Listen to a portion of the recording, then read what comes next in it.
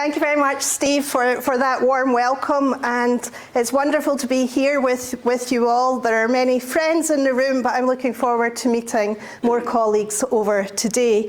As Steve said, I'm now based at Moray House School of Education and Sport here at the University of Edinburgh, so you're all welcome to visit anytime you're back in Scotland or in Scotland. I have less than 10 minutes to talk about how to improve an education system, which is the work that you are all involved in day to day. And thinking about the themes of belonging and attendance and achievement and excellence. So I'm going to focus on two particular areas. And you can see my title here, Developing Teacher Leadership for Excellent Teaching and Improved Student Learning. We have two persisting and urgent imperatives if we look around the world, and these are being experienced differently in different education systems.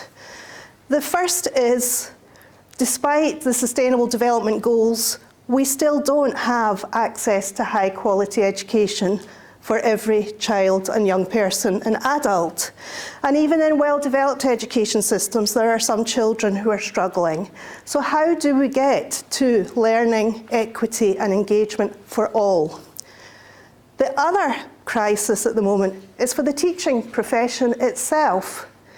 The United Nations struck a high-level panel on the teaching profession, and the evidence is clear, compelling and concerning.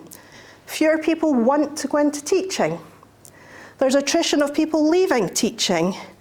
And while teaching is a wonderful career, as many of you in the room know, there are concerns about teachers' professional lives, their workload and their well-being at the moment. So, how do we support the students? How do we support the teachers?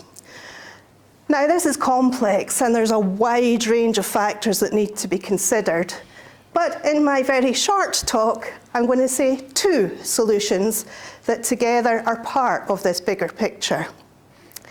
The first one is around system-wide effective professional learning and teacher leadership development, with a focus on high-quality teaching. Now, I know all of the systems here are engaged in that, but really thinking about effective professional learning and teacher leadership. And the second one, a focus on formative assessment and feedback, specific, timely and useful feedback to support students in their learning progression. So two, one for the teachers and another focused on the students. So what's effective professional learning? Well, there's a lot of evidence about that. We know that ideally it's linked to teachers' own identified priority needs, which is mostly linked to their students' needs.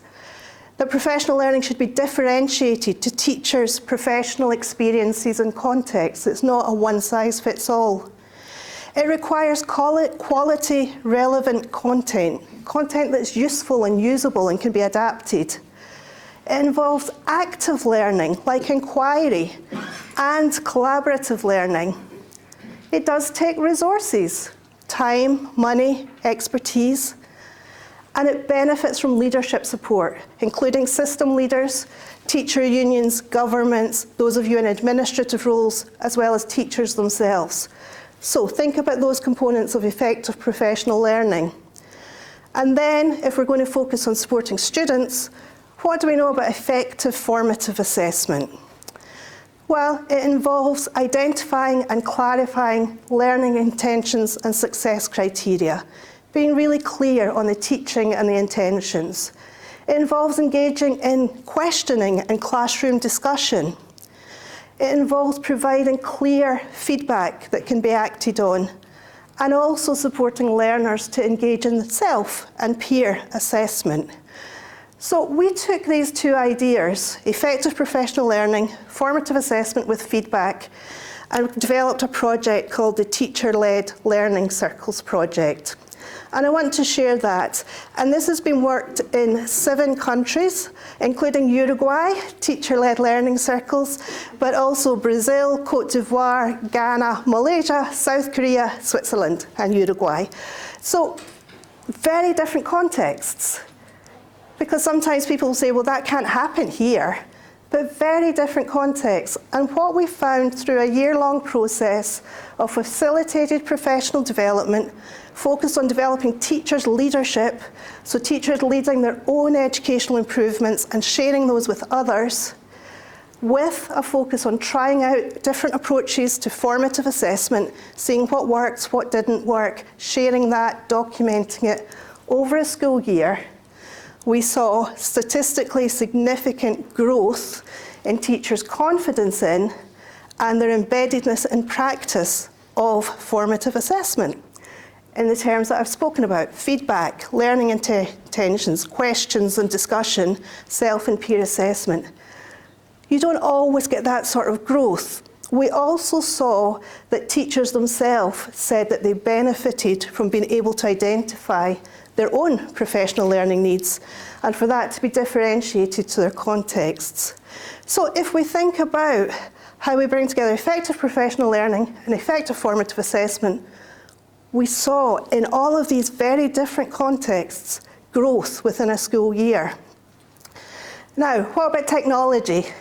We have all these discussions about technology. Technology is an important thing. Over 40%, well, around 40% of the teachers had no access to technology. No Wi-Fi, no devices. Less than 20% had access to reliable Wi-Fi, and each learner had a device. And when the technology was present, it could certainly enhance feedback and assessment. It could, but formative assessment and feedback happened in all of these classrooms, regardless of technology.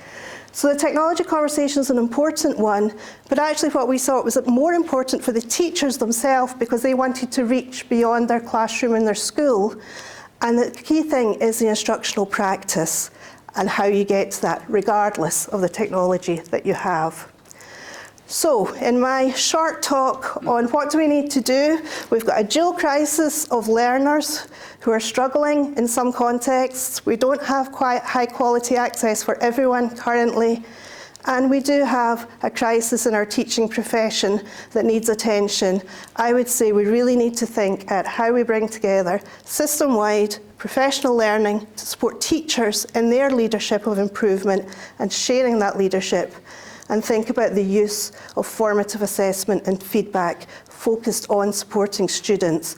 We saw through this process growth in teachers' confidence, in their sense of efficacy, in their willingness to try and lead change within their classroom, within and beyond their school.